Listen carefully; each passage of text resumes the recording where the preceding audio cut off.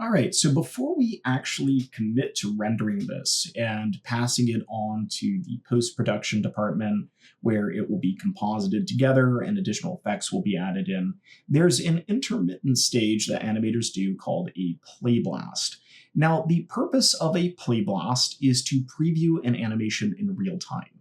If you recall, our animation settings are currently set to play every frame. So when I hit the play button here, what I'm seeing is every frame of animation, but more importantly, what I'm not seeing is how the animation actually looks in terms of timing. So this could actually be a lot faster or a lot slower depending on our computer. So what we want to do is we want to kick out a preview to ensure what we're seeing is correct. So what a Playblast does is it creates a little video file of our screen here. And it is the main way animators submit their work when working in the industry. So when we submit this to our art directors for review, we wouldn't send them a Maya file because a lot of the times they don't even have one. A lot of the directors don't necessarily even know Maya. What we send them is a video file. We send them a Playblast showing them what our progress is and how it looks. So what we're going to do is set this so we're on our camera and our camera's set to the correct view. It's good practice to go back to frame 1. Why not? And we can come up here to the Playblast section here. We can find that under the Windows menu. And if you come under Windows and you click Playblast, it'll Playblast. Now, I don't suggest doing this because you have no idea what it's actually going to do, but let's do it anyway, and we can see. And you can see there's our Playblast. So this is now playing in the Windows Media Player. It's not in Maya anymore. You can see it's big screen and it is low resolution. Yeah, it looks like 8-bit. We've gone back in time here a little bit. So the reason why I said you may not necessarily want to just hit that play button is you might want to make a few modifications first. So an example is, notice it captured everything, including our motion trail. Maybe we don't want that, so we could come to our motion trail and we could either delete this or just hide it. Now I'm going to give you a nice hotkey here, which is going to be Control H. So if you go ahead and hit Control H, that's going to be hide. You can select this motion trail and you can hit Control H to hide it. Shift H will unhide. So you can see I can Shift H to unhide, Control H to hide. Okay, so Control H hide, Shift H unhide. Kind of nice. I can also add in some basic beautification settings like anti-aliasing, so it doesn't look so jaggedy here. Not a bad idea, especially since we don't need to see this in real time anymore because video is going to go in real time. I might also want to turn off my grid if I actually have some ground in here. And maybe turn on something like ambient occlusion if I feel like that's necessary. It might be nice to see the ball contact the ground. So we can see that every time it hits the ground, we get a little boink. So we can confirm that is indeed hitting the ground. We don't need to get into lighting or anything crazy like that. We can do that before rendering. But let's go ahead and change those there so that way we can see our scene. Actually, did this come with lights? No. Okay, I didn't bring my lights in from the last scene. We'll just set up new lights. That's okay. But now that we have that set, let's come back up here to Windows and go to Playblast. But this time, we're going to go to the little box next to it. So this is the option box for this tool, and just about every tool in Maya has this option box next to it.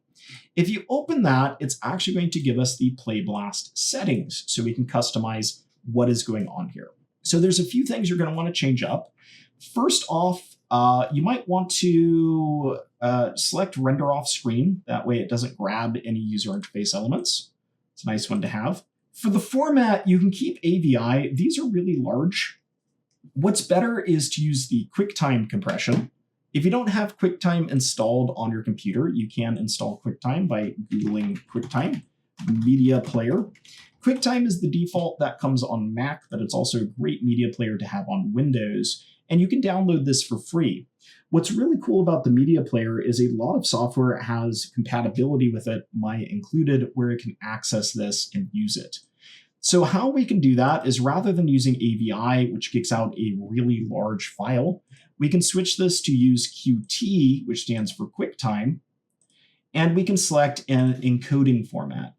Encoding formats are the compression that the videos use, and the standard that we use nowadays is H.264. This is the best for web. It's the lowest compression you can get with the best quality. So what we can do is click that drop down and look for H.264.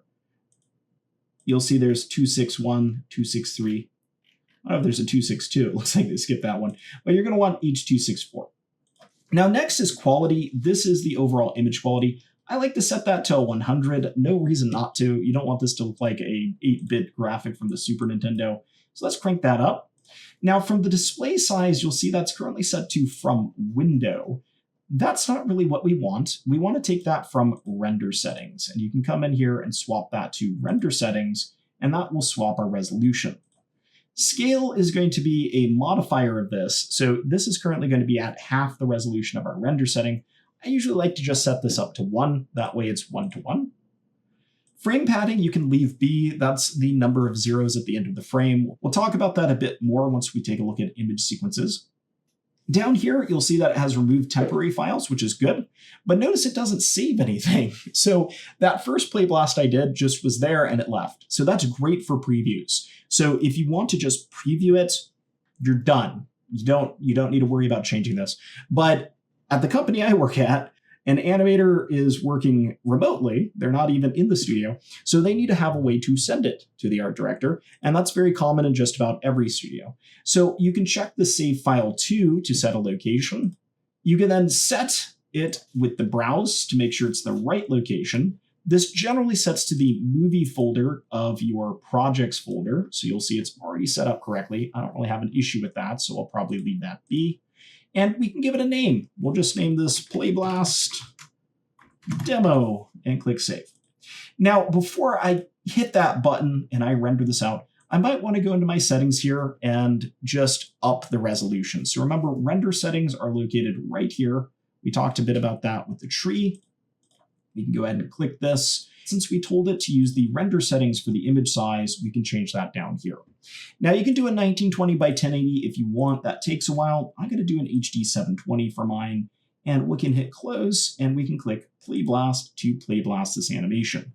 This is going to take a bit longer to kick out of here because the resolution that we've set it to, but it shouldn't take too long. And you'll see the end result is a nice appealing animation. I'm going to come over here and loop this. We can set this to repeat. I can hit play and we can watch this go. So now we have the ability to view our Playblast here. This is something that if we wanted to, we could upload as is, or we could send to someone to review. And the cool thing is it uses our viewport. So if we needed to capture our motion trail in there or needed to show something like a rig, we would be able to do that. Okay, but that's going to be playblasting. So once again, this is a way to get an unrendered video, just a screen capture video of your Maya viewport out. And the purpose is for seeing our animation in real time. This is actually what it looks like.